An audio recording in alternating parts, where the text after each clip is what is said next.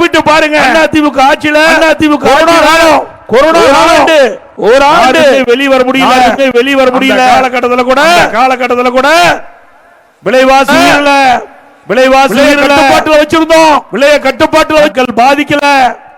மக்களுக்கு தேவையான உணவுகள் தினந்தோறும் கொடுத்த ஏழைகளுக்கு அம்மா உணவகத்தின் மூலமாக, அதே போல வேலையில்லா நம்முடைய மக்களுக்கு ரேஷன் கடையில் ஒரு ஆண்டு விலையில்லாம அரிசி கொடுத்தோம், எண்ணெய் கொடுத்தோம், சக்கரை கொடுத்தோம், குடும்ப அட்டைக்கு 1000 ரூபாய் கொடுத்தோம்ல. அரசாங்கத்துக்கு 1 ரூபாய் வருமானம் இல்லைங்க. ஒரு வருஷம் தொழிற்சாலை மூடப்பட்டது, கடைகள் மூடப்பட்டன. 1 ரூபாய் வருவாய் கிடையாது. அரசாங்கத்துக்கு வருகின்ற வருவாய் வரவு டாஸ்மாக் அந்த கடையிலிருந்து வருமானம் வரும். ஒரு ஆண்டு டாஸ்மாக் கடை மூடப்பட்டு விட்டது. ரோட் டிரான்ஸ்போர்ட் அதுல அரசுக்கு வருவாய் வரும். பத்திரப்பதிவு ஒரு ஆண்டு பத்திரப்பதிவு கிடையாது, அதிலிருந்து அரசுக்கு வருவாய் கிடையாது. பெட்ரோல் டீசல் அதிலிருந்து வருவாய் அதுவும் கிடையாது. ஜிஎஸ்டி அதுவும் கிடையாது. எக்ஸைஸ் வரி எதுவும் கிடையாது. ஒன்றுமே வரியே இல்லாம ஆட்சி செய்த ஒரே அரசாங்கம் அதிமுக அரசாங்கம். திராவிட முன்னேற்ற கழகம் ஆட்சிக்கு வந்த பிறகு 5 லட்சம் கோடி கடன் வாங்கியிருக்கிறீங்க.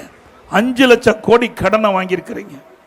73 ஆண்டு காலம் பல்வேறு கட்சிகள் ஆட்சி செய்து 2021 முடிய 4,85,000 தான் மொத்த கடன். ஆனா திராவிட முன்னேற்ற கழகம் ஆட்சிக்கு வந்து 2021 இருந்து 2026 வரைக்கும் 5 லட்சம் கோடி கடனை வாங்கி தமிழ்நாட்டு மக்களை கடனாளிக்கு விட்டீர்கள். எல்லாம் நம்ம எல்லாம் கடன்காரனா இருக்கிறோம். அதுக்கு யார் காரணம்? ஸ்டாலின் தான் காரணம். அப்படிப்பட்டவர் மீண்டும் ஆட்சிக்கு வரணுமா? இன்றைக்கு அது மட்டும் இல்ல, நீங்க எல்லாம் நினைச்சிட்டு இருக்கிறீங்க ஏதோ அரசாங்கம் கடன் வாங்குது நமக்கு என்னன்னு. நீங்க தாங்க அந்த கடனை திருப்பி செலுத்த வேணும். நல்லா சிந்திங்க, வீட்டுக்கு போய் சிந்திங்க. இந்த கடன்லாம் நீங்க தான் கட்டி ஆகணும். எப்படி கட்டுவது என்றால் வரி போட்டு, வரி மூலமாக உங்களிடத்தில் பணத்தை வசூல் செய்து வாங்கிய கடனை திருப்பி செலுத்த வேண்டியது அரசாங்கம். சிந்திச்சிங்க. அரசாங்கம் வாங்கின்ற ஒவ்வொரு ரூபாயும் உங்கள் தலைமையில் வந்து விழுந்து கொண்டிருக்கிறது என்பதை நீங்கள் எண்ணி பார்க்க வேண்டும். அது மட்டுமல்ல, இன்றைக்கு திராவிட முன்னேற்ற கழகம் ஆட்சிக்கு வந்த பிறகு இன்றைக்கு கொடுக்கப்பட்ட வாக்குறுதியை நிறைவேற்றினீர்களா? 2021 ஆண்டு 525 அறிவிப்புகள் வெளியிட்டாங்க. நம்ம கிராமத்தில் ஏரி குளம் குட்டை அங்க எல்லாம் வேலை பணி நடக்கும். 100 நாள் வேலை திட்டத்தை 150 நாளா உயர்த்தினாங்களாமா? 100 நாள் வேலை திட்டத்தில் பணிபுரிகின்ற ஊழியருக்கு சம்பளம் உயர்த்தினாங்க, அதுவும் உயர்த்தல. 100 நாள் வேலை திட்டத்தை 180 நாளாக உயர்த்தினாங்களா? செய்யல. அதோட இன்றைக்கு ஒவ்வொரு குடும்பத்திற்கும் 100 ரூபாய் கேஸ் மானியம் கொடுப்பதா சொன்னாங்க. கொடுத்தாங்களா? ஒவ்வொரு குடும்பத்திற்கு கூடுதலா 1 கிலோ சக்கரை ரேஷன் கடையில் கொடுப்பதா சொன்னாங்க. கொடுத்தாங்களா? பெட்ரோல் டீசல் குறைப்பு குறைச்சாங்களா?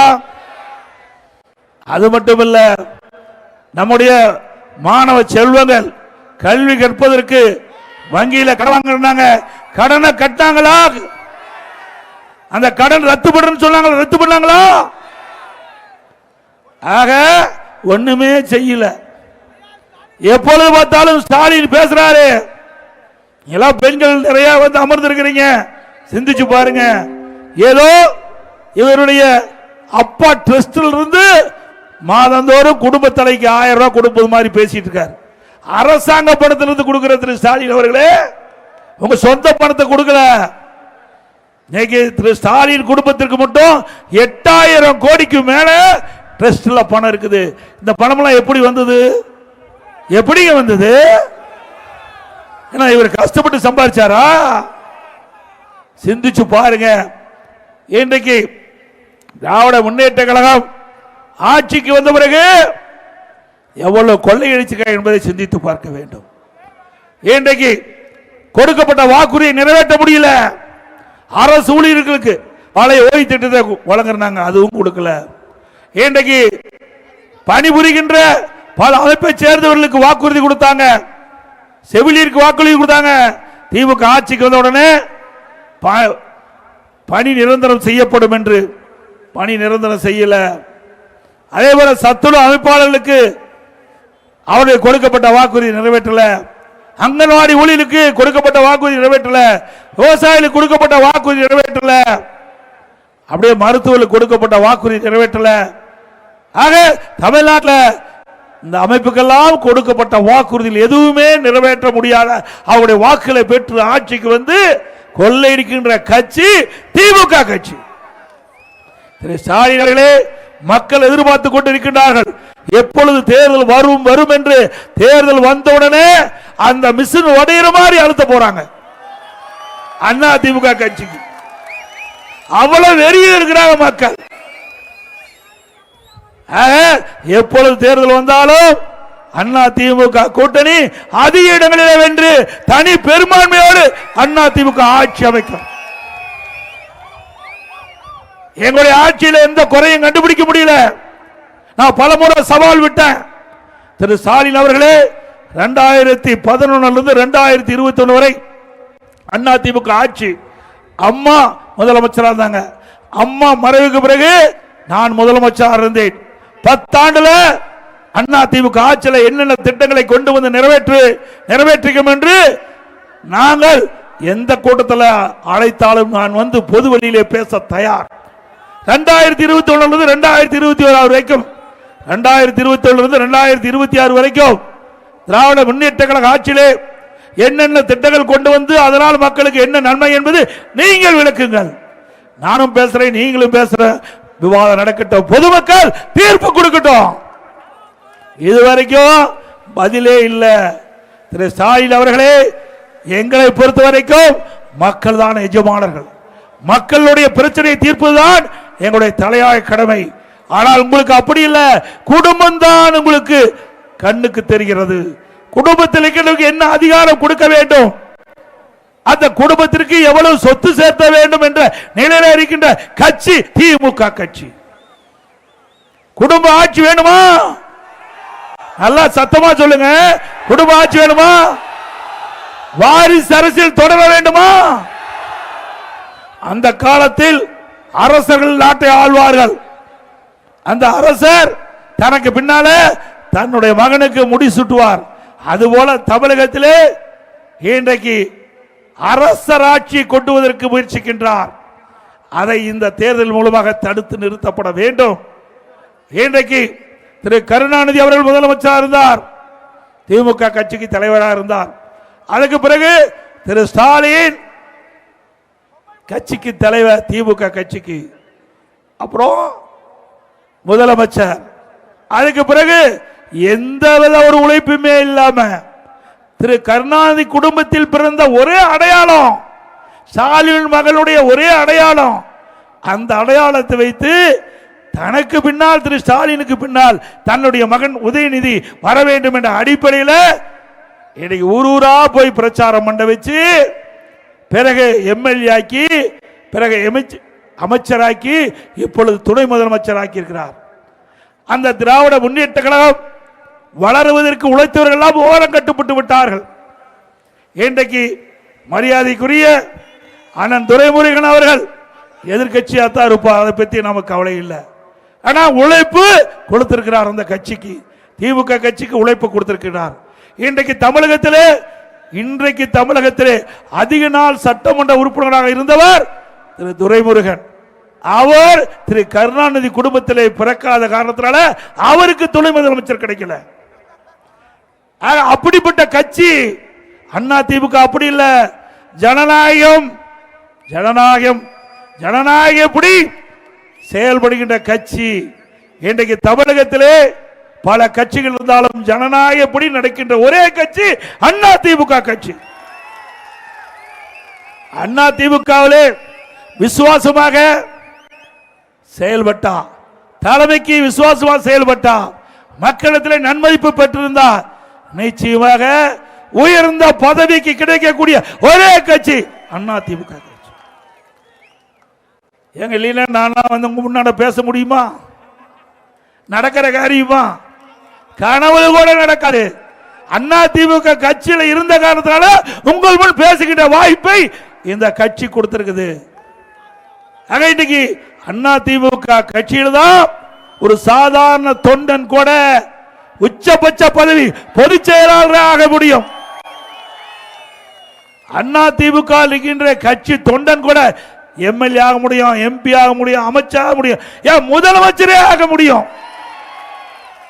இப்படி ஸ்டாலின் ஒரு வார்த்தையாவது எங்கேயாவது ஒரு கூட்டத்தில் பேச முடியுமா? திராவிட முன்னேற்ற கழகத்திலே விசுவாசமாக உழைத்தவர்கள் அவர்களுக்கு உச்சபட்ச பதவி திமுக தலைவர் பதவி கிடைக்கும். உச்சபட்ச பதவி ஆட்சிக்கு வந்த பிறகு முதலமைச்சர் கிடைக்கும் என்று சொல்ல முடியுமா? முடியாது. அப்படிப்பட்ட கட்சி மீண்டும் தமிழகத்தில் ஆள வேண்டுமா? அண்ணா திமுக மக்களுக்காக தொடங்கப்பட்ட இயக்கம். பொன்மன செம்மல் புரட்சி தலைவர் எம்ஜிஆர் இன்றைக்கு ஏழை எளிய ஒடுக்கப்பட்ட நசுக்கப்பட்ட கடை கோட்டில் இருக்கின்ற சாமானியன் கூட அனைத்தும் கிடைக்க வேண்டும் என்ற அடிப்படையில் தொடங்கப்பட்ட கட்சி அண்ணா திமுக கட்சி. அதே போல அவருடைய மறைவுக்கு பிறகு இதே புரட்சி தலைவி அம்மா அவர்கள் கண்ணை இமைகாப்பதை போல இயக்கத்தை கட்டி காத்து பொன்மனச்செம்மல் புரட்சி தலைவர் எம்ஜிஆர் விட்டு சென்ற பணியை சிறப்பாக செயல்பட்டு இன்றைக்கு நாட்டு மக்களுக்கு தேவையான திட்டங்களை கொடுத்து நாட்டு மக்கள் மனதிலே வாழ்ந்து கொண்டிருக்கின்ற தலைவர்கள் பொன்மனச்செம்மல் புரட்சி தலைவர் எம்ஜிஆர், இதே புரட்சி தலைவி அம்மா.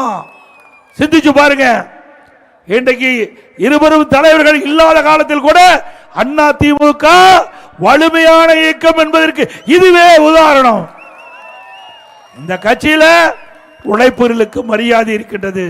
அதனால இந்த கட்சியை உடைக்க முடியல, முடக்க முடியல. எவ்வளவு முயற்சி செய்து பார்த்தார் ஸ்டாலின் அவர்கள். இன்னைக்கு நான் முதலமைச்சராக தேர்ந்தெடுக்கப்பட்டவன் பெரும்பான்மையை நிரூபிக்கின்ற அந்த தருணத்தில் சட்டமன்றத்தில் மிகப்பெரிய ரகளையை உருவாக்கி அதை தடுக்க முயற்சித்தார் கழக நிர்வாகிகள், தொண்டர்கள்.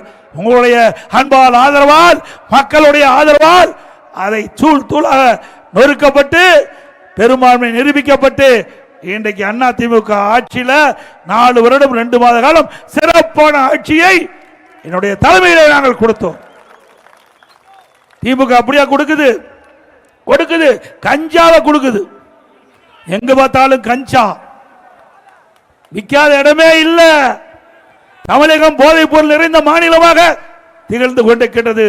நம்முடைய மாணவர்கள், இளைஞர்கள், பொதுமக்கள் கஞ்சா போதைக்கு அடிமையாகி பல்வேறு குற்றச்செயலில் ஈடுபட்டுக் கொண்டிருக்கின்ற நிலை இன்றைக்கு தமிழகத்திலே நிலவிக் கொண்டிருக்கிறது.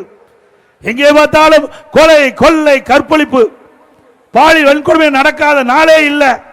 அப்படிப்பட்ட ஒரு மோசமான ஆட்சி தொடர வேண்டுமா? சொல்லுங்க. நீங்க தாங்க எஜமானர்கள். நீங்க எடுக்கின்ற முடிவுதான் இறுதியானது. அந்த முடிவு நல்ல முடிவாக இருக்க வேண்டும் என்று இந்த தருணத்திலே கேட்டுக்கொள்ள விரும்புகின்றேன். அது மட்டுமல்ல, திரு ஸ்டாலின் பேசுறாரு, அண்ணா திமுக பாரதிய ஜனதா கண்டு நடுங்குது. எப்பொழுதுமே யாரை கண்டும் நடுங்கிய வரலாறு அண்ணா திமுக கிடையாது. திரு ஸ்டாலின் அவர்களே, திராவிட முன்னேற்ற கழகம் காங்கிரசும் மத்தியிலே ஆட்சி அதிகாரத்தில் இருந்த காலகட்டத்தில் இன்றைக்கு சட்டமன்ற தேர்தல் தமிழகத்திலே வந்த பொழுது உங்களுடைய அறிவாலயத்திலே முதல் மாடியில் ரெய்டு, தரை தளத்தில் கூட்டணி பேச்சுவார்த்தை. ஆக இப்படிப்பட்ட நிலைமை தான் உங்க காலத்தில் இருந்தது. அண்ணா திமுக அப்படி அல்ல. இன்றைக்கு காவிரி நதிநீர் பிரச்சனை உச்ச நீதிமன்றத்தில் தீர்ப்பு கொடுத்துட்டாங்க. அந்த தீர்ப்பை உரிய காலத்தில் நிறைவேற்றாத காரணங்களால அண்ணா திமுக பாரதிய ஜனதாவோட கூட்டணி வச்சிருந்தது.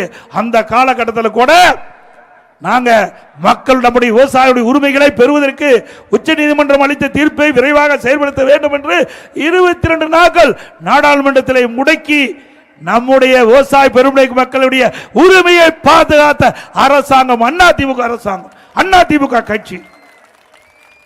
22 நாட்களுங்க நாடாளுமன்றமே இயங்கல. அப்படி முடக்கிய காரணத்தால் உச்ச நீதிமன்றம் அளித்த காவிரி தீர்ப்பை நடைமுறைப்படுத்தி காட்டணும். எப்பொழுது பார்த்தாலும் வாய்களிலே பேசுகிறார் திரு ஸ்டாலின், உதயநிதி ஸ்டாலின், திமுக கட்சி சேர்ந்தவர்கள். நீட்டை திராவிட முன்னேற்ற கழகம் ஆட்சிக்கோட நீட் தேர்வு ரத்து என்று சொன்னார். ரத்து செஞ்சாங்களா? 5 ஆண்டு நிறைவு பெற்று விட்டது. திரு உதயநிதி ஸ்டாலின் குறிப்பிட்டார், திராவிட முன்னேற்ற கழகம் ஆட்சிக்கு வந்து விட்டது, நீட்டை ரத்து செய்வதற்கு ரகசியம் இருப்பது சொன்னார். ரகசியத்தை இதுவரைக்கும் சொல்லல. இதற்கு முந்தி இருந்த சட்டமன்ற கூட்டத்தொடரில் திரு ஸ்டாலின் ரகசியத்தை வெடிச்சிட்ட சொல்லிட்டாரு. எங்களால் நீட்டுக்கு விதிவிலக்கு பெற முடியாது, உச்சநீதிமன்றம் தீர்ப்பு, அதனால நீட்டுக்கு விதிவிலக்கு பெற முடியல என்று கைவிரித்து விட்டார். தேர்தல் வந்தா உடனடியாக அதற்கு ஏதாவது ஒரு காரணத்தை கண்டுபிடித்து மக்களை குழப்பி வாக்குகளை பெறுவதில் தந்திரமாக செயல்படுகின்ற கட்சி திமுக கட்சி. இதுவரைக்கும் நீட்டுக்கு நீங்க என்ன செஞ்சீங்க? எப்பொழுது பார்த்தாலும் 39 நாடாளுமன்ற உறுப்பினர்கள் திமுக கூட்டு கட்சியை சேர்ந்த கூட்டணிகள் எல்லாம் வெற்றி பெற்று இன்றைக்கு நாங்கள் அமர்ந்திருக்கோம் என்று டெல்லியில் அமர்ந்திருக்கோம் என்று பேசுகிறீர்களே. 39 நாடாளுமன்றத்திலிருந்து தமிழக மக்கள் உங்களுக்கு கொடுத்திருக்கிறாங்க. அந்த 39 நாடாளுமன்றத்தில் என்ன செய்து கொண்டிருக்கின்றார்கள்? தமிழ்நாட்டுக்கு மக்களுக்கு தேவையான திட்டங்களை பெற்றீர்களா? தமிழ்நாட்டுக்கு தேவையான நிதிகளை பெற்றீர்களா? நீங்கள் தேர்தல் நேரத்தில் கொடுக்கப்பட்ட வாக்குறுதி நீட் தேர்வுக்கு விதிவிலக்கு பெற வேண்டும் என்று அதை செய்வதற்கு முயற்சி செய்தீர்களா? எதுவுமே கிடையாது. பேசுனா வெயிடு வந்துடும். அவ்வளவு கொள்ளையடிச்சு வச்சிருக்கிறாங்க. பயந்துகிட்டு வெளியில வீராப்பா பேசுறது, உள்ள பயம். திரு மோடி அவர்கள் பிரதமராக இருக்கின்ற காலகட்டம் திரு ஸ்டாலின் எதிர்கட்சி தலைவராக இருந்தாரு. திமுக தலைவர் அவர் மெட்ராஸ் சென்னைக்கு வந்த பொழுது கருப்பு பலூன் விட்டார்.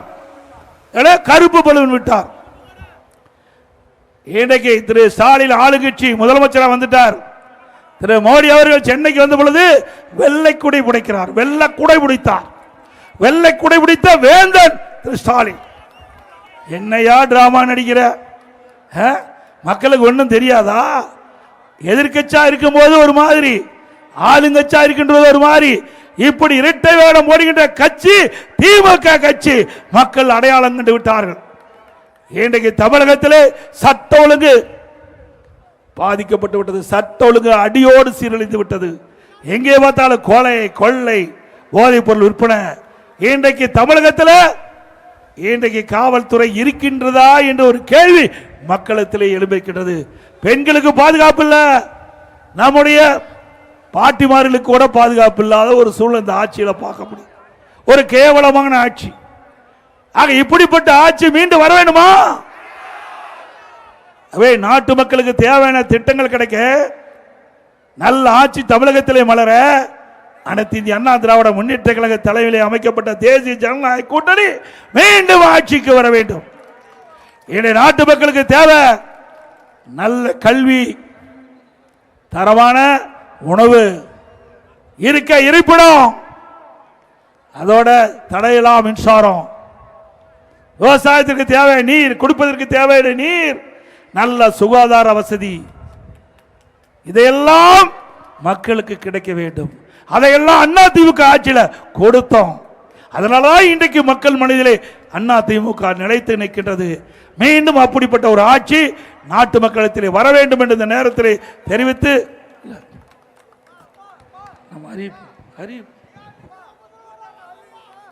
அதோட நாம பல அறிவிப்புகளை வெளியிட்டுக்கிறோம். அண்ணா திமுக ஆட்சிக்கு வந்தா என்னென்ன திட்டத்தை கொண்டு வந்து நிறைவேற்றுவோம் என்று மக்களிடத்திலே வாக்குறுதி கொடுத்திருக்கின்றோம். முதல் வாக்குறுதி, எல்லா குடும்ப அட்டையில் இருக்கின்ற குடும்ப தலைவிக்கு மாதந்தோறும் 2000 ரூபாய் வழங்கப்படும். நாம 2000 ரூபாய் சொன்னதுதான், 10 அறிவிப்பு வெளியிட்டோம். உடனே ஸ்டாலின் பயந்து போய் குடும்பத்துக்கு 5000 ரூபாய் கொடுப்பதா கொடுத்திருக்கிறார். இது யாரு கொண்டு கொடுக்க சொன்னது? அண்ணா திமுக அழுத்தத்தில் தான் 5000 ரூபாய் கொடுத்திருக்கிறாங்க. ஸ்டாலின் எடுத்து கொடுக்கல. அண்ணா திமுக அறிவிக்கப்பட்ட அறிவிப்புக்கு பயந்து ஸ்டாலின் அவர்கள் இந்த உரிமை தொகையில பெற்றோர்களுக்கு 5000 ரூபாய் கொடுத்திருக்கிறார். அதே போல இப்பொழுது பெண்கள்லாம் நகர பேருந்துல கட்டணம் இல்லாம பயணம் செய்யறாங்க. அதே போல இனி ஆண்களும் நகர பேருந்துல கட்டணம் இல்லாம பயணம் செய்யலாம். ஆனா ஏழைகள் அனைவருக்கும் வீடு, வீடு இல்லாத ஏழைகளுக்கு அண்ணா திமுக ஆட்சி அமைந்தவுடன் அண்ணா திமுகவே நிலத்தை வாங்கி காங்கிரீட் வீடு கட்டி கொடுக்கப்படும். பட்டியலின மக்கள் வீடு இல்லாமல் இருக்கிறவர்களுக்கு அண்ணா திமுக அரசாங்கமே நிலத்தை வாங்கி அற்புதமான காங்கிரீட் வீடு கட்டி கொடுக்கப்படும். 100 நாள் வேலை திட்டம் 150 நாளாக உயர்த்தப்படும். இப்ப 125 நாளா மத்திய அரசு உயர்த்தப்பட்டு விட்டது. அதை 150 நாளா உயர்த்துவோம். இன்னைக்கு நம்முடைய கிராமத்திலிருந்து நகரத்திலிருந்து ஏழை குடும்பத்தை சேர்ந்தவர்கள் வேலைக்கு போறாங்க. உரிய நேரத்துக்கு வேலைக்கு போகணும். வேலை முடிந்து பணி முடிந்து வீடு திரும்ப வேணும் உரிய நேரத்தில். அதற்காக அம்மா இருசக்கர வாகனம் 5 லட்சம் பேருக்கு வழங்கப்படும். ஒவ்வொரு அம்மா இருசக்கர வாகனம் வாங்க 25,000 ரூபாய் மானியம் வழங்கப்படும். அதே போல நம்முடைய மாணவ செல்வங்கள் கல்வி கற்பதற்கு வங்கியில வாங்கிய கடன் அரசாங்கமே செலுத்தும். இன்னைக்கு வாழ்வாதார உதவியாக ஆண்டுக்கு ஒரு குடும்பத்திற்கு 3 கேஸ் சிலிண்டர் வழங்கப்படும். அதுபோல நம்முடைய ஜல்லிக்கட்டு, அந்த ஜல்லிக்கட்டு வீரர்களுக்கு ஏதாவது இன்றைக்கு அந்த காளைகள் நாள் உயிரிழப்பு ஏற்பட்டால் அவர் குடும்பத்துக்கு 10 லட்சம் ரூபாய் கொடுக்கப்படும். அந்த ஜல்லிக்கட்டு வீரர்களுக்கு இன்சூரன்ஸ் காப்பீடு செய்யப்படும். ஜல்லிக்கட்டிலே கலந்து கொண்ட காளைகளுக்கு இன்சூரன்ஸ் செய்யப்படும். சிறுபான்மை வகுப்பை சேர்ந்த மகளிர் சுய தொழில் தொடங்க பெற்ற வட்டிலா கடன் மற்றும் மாற்றுத்திறனாளிகளுக்கு கூட்டுறவு வங்கியில் வாங்கிய கடன் தள்ளுபடி செய்யப்படும். நடபாதையில் நகரத்தில் நடபாதையில் கடை வச்சிருப்பாங்க. அந்த கடை வைத்திருக்கின்ற ஓரத்தில் கடை வைத்திருக்கின்றவர்கள் கூட்டுறவு வங்கி வாங்கிய கடன் தள்ளுபடி செய்யப்படும். அதே போல நம்ம ஆட்டோ ஓட்டுநர்கள் அவள் புதிய ஆட்டோ வாங்குவதற்கு 75,000 மானியம் வழங்கப்படும். நம்முடைய தாய்மார்கள் பொன்மனச்சம்மல் புரட்சி தலைவர் எம்ஜிஆர் இருக்கின்ற பொழுது ஒவ்வொரு தை பண்டிகை போதும் வேஷ்டி சேலை கொடுப்போம். இந்த ஆட்சி வந்த பிறகு முறையா வழங்கல. அண்ணா திமுக ஆட்சி வந்த பிறகு தை பொங்கல் என்று எல்லா இல்லங்களும் மக்கள் மகிழ்ச்சியாக கொண்டாடுகிறதுமாக அற்புதமான வேஷ்டி சேலை வழங்கும். அதே போல ஒவ்வொரு தீபாவளி என்றும் நம்முடைய பெண்களுக்கு அற்புதமான பட்டுப்புடவை வழங்கப்படும். பெண்களுக்கு பட்டுப்புடவை கொடுக்கப்படும். தரமான பொங்கல் பரிசு வழங்கப்படும். இதெல்லாம் அண்ணா திமுக ஆட்சிக்கு வந்த பிறகு உங்களுக்கு செயல்படுத்தப்பட்டு உங்களுடைய மனம் மகிழ்ச்சி வருகின்ற அளவிற்கு அண்ணா திமுக ஆட்சி கொடுக்கும் வழங்கும் என்பதை நேரத்தில் தெரிவித்து இந்த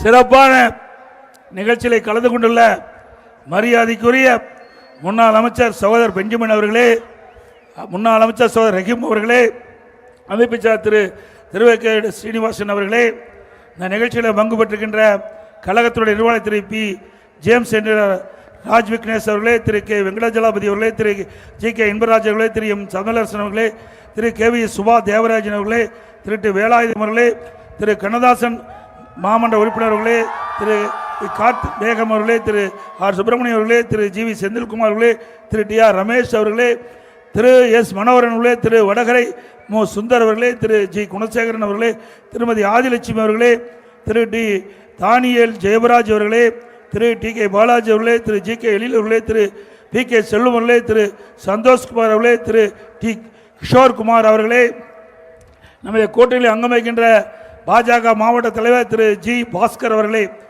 பாஜக மாநில செயல் உறுப்பினர் திரு சென்னை சிவா அவர்களே, பாஜக மாவட்ட பொதுச்செயலாளர் திரு குமரன் அவர்களே, பாமக மாவட்ட செயலாளர் சகோதரர் திரு ஆர் சிவபிரகாஷ் அவர்களே, பாமக மாவட்ட தலைவர் திரு பி எஸ் சபாபதி அவர்களே, தமிழ் மாநில காங்கிரஸ் மாவட்ட தலைவர் திரு இ கே அருண்குமார் அவர்களே, தமாக மாநில இணைச்செயலாளர் திரு வினோபாத் அவர்களே, தமாக மாநில செயலர் திரு வி மாரிமுத்து அவர்களே, புரட்சி பாரத மாவட்ட செயலர் கே வி எம் குமார் அவர்களே மற்றும் அமமுக மாவட்ட கழகத்துடைய பொறுப்பாளர்களே, நிர்வாகிகளே மற்றும் நிகழ்ச்சியில் பங்கு பெற்றுகின்ற